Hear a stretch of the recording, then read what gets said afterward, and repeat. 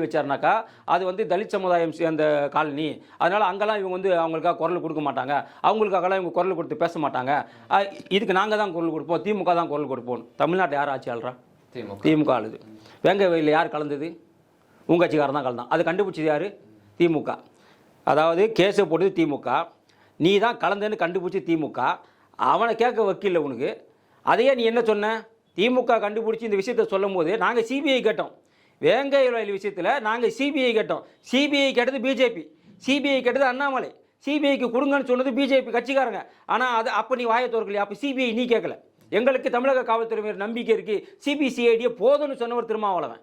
CBCID விசாரித்து அந்த குடிநீர் தொட்டியில் மலத்தை கலந்தது விசிகாவுடைய நிர்வாகிகள் 3 பேர் தான் ப்ரூவ் பண்ணது. யார்? சிபிசிஐடி, சிபிஐ கிடையாது. சிபிஐன்னு சொல்லியிருந்தா கூட மத்திய அரசு கைப்பாவையாக செயல்படுத்தின்னு சொல்லலாம். இதை கண்டுபிடிச்சி தமிழக போலீஸு. அப்போ உன்னை குற்றவாளி கூண்டில் நிறுத்தினது யார்? இவங்க.